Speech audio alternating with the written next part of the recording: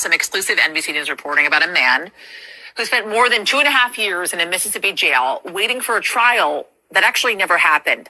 Sinatra Jordan had been accused of shooting at 2 police officers, setting off an intense car chase through the streets of Jackson in August of 2022. Officers opening fire on the car that Jordan was driving. It ended with Jordan's friend, who was in the passenger seat, getting shot in the head. She had to get multiple surgeries to remove the bullet from her brain. From jail, Jordan told investigators what happened. I want you to listen to the audio of that recording obtained by NBC News. Them folks started shooting for no reason. So if you ran, you wouldn't know what to do. Somebody just up and get to shooting. So Jordan's version is very different from what one of the officers involved in the incident said. You could hear shots real loud at that time because we were going over reduced speed because of the tires, and they stopped. They slowed down. But here's the crazy part of it all. The case took this dramatic turn back in December of last year when the officers were each indicted by a grand jury in Jordan's case. Then, on March 11th, Jordan was able to strike a plea deal and walk free. The shooting charges against him were in fact dropped. NBC's John Shupe, did I say your name correctly? You did. Okay, good. Worked on this exclusive reporting, speaking to Jordan regularly throughout this entire ordeal. You were there the moment that he walked free, right, after spending 2.5 years in jail, no trial, nothing, literally not. I mean, your reporting is so incredible because you talk about how at one point he was asking you for updates, not right, really even knowing what was going on with his case as he sat behind bars, just kind of waiting. Well, this is what was so interesting about this. We were looking into several shootings that the Capitol Police were involved in Jackson. Yeah. And this one stuck out because Sinatra Jordan was in jail on the shooting and nothing was happening in this case. So over time, it became not just what happened in the shooting, but why is he in jail for so long? How did it turn then to the officers? Like that's the key here. So they were going after Sinatra Jordan. They were saying, okay, the way in which you told the story is not true, is not accurate. The officer are telling us that you shot at them. They were chasing you, hence why you're now being incarcerated and awaiting trial. And yet then suddenly on a dime, it turns and the officers are being indicted. Do we know what evidence led to that change? No, I tried to figure out. I got access to a lot of evidence in the case, and there was nothing explicitly in the evidence that I had that pointed to something explicitly that the officers had done wrong.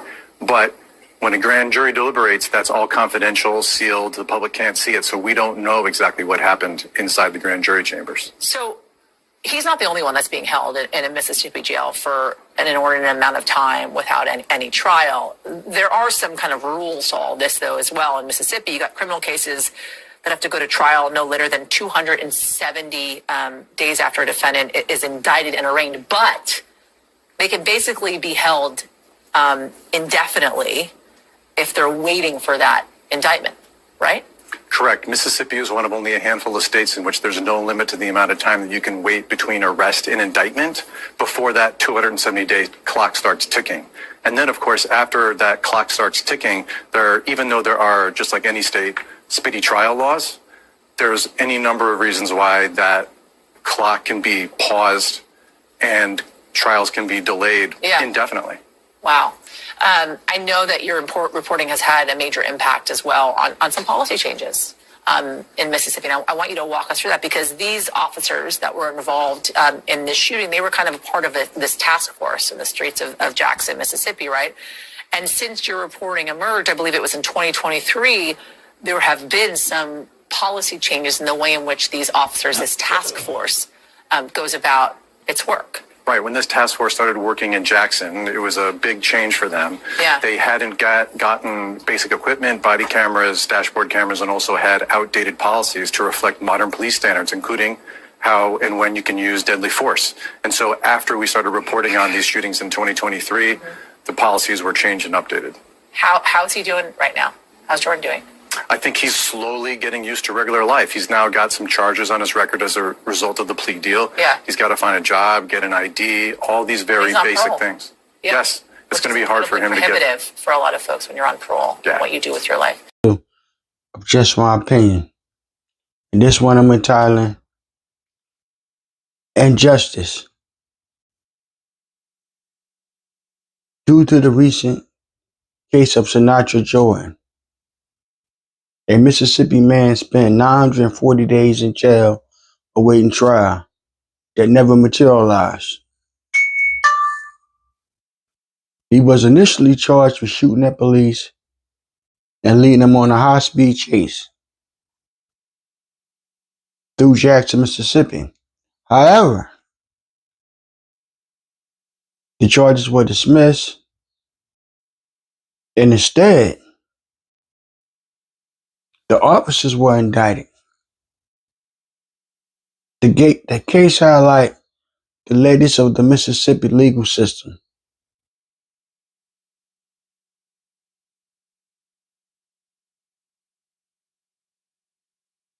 They're backwards, a century behind. Now, let me say this.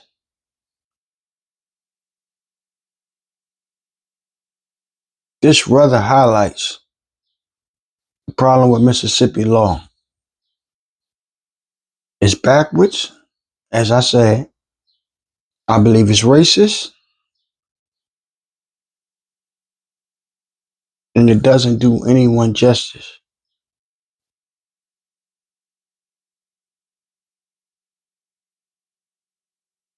When you have a gentleman, Jordan Sinatra stepped out of the glass doors of the Raymond Detention Center and headed towards his father waiting car.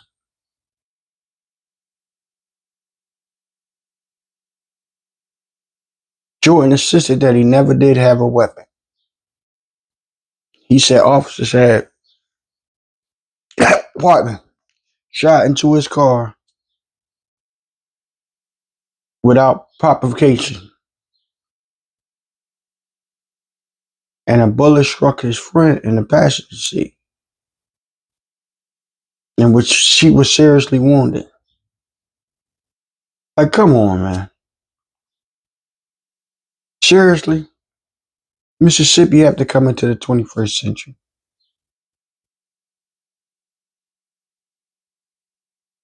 They have to get out their backwards woods thinking and it's racist thinking. I know that racism is deeply embedded within Mississippi, let alone the South. After centuries and decades of it, whether it's from slavery to Jim Crow laws, it's in fabric in the South. It's very difficult for black people in these states, especially Mississippi. This man was charged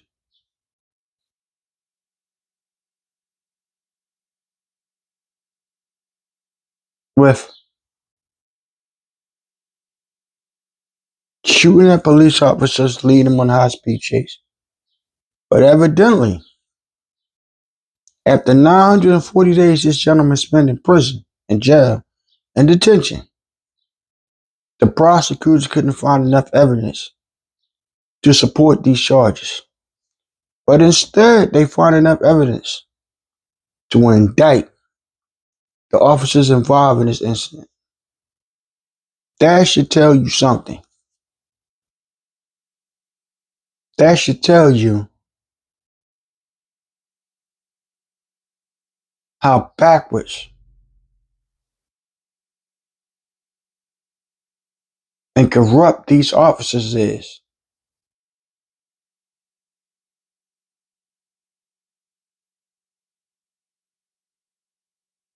Let's just be honest. In Mississippi. I'm not saying the whole state is racist. You know, I did another episode a year back about police misconduct in Mississippi called Goon Squad. Where 6 police officers were charged with beating and actually shooting a black guy in his mouth. All because They live with a white one. We're in the 21st century. Not 1874. Grow up, drop your racist beliefs. Adapt to the new way things are done. Forget about the old system of racism and corruption that you guys are used to.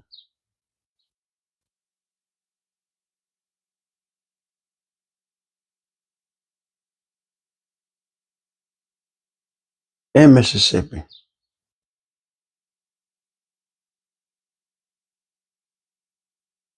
I want to say to Sinatra Jordan, congratulations on your freedom.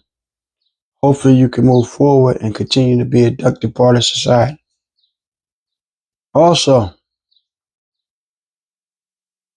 to his passengers that was shot, I'm praying for your recovery and that you can get on with your life too. But they had to throw the book at these police officers.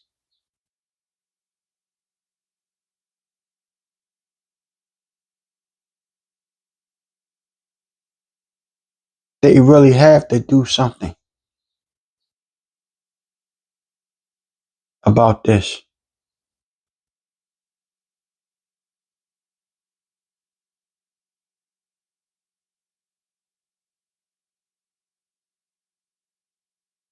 Like seriously. This is crazy. Remember, like, share, and subscribe. I'd like to thank all my supporters. Every like, every subscription, every share, dislike, opinion, anything. Thank you from the bottom of my heart. Shout out to my man Chris Rock, OJ.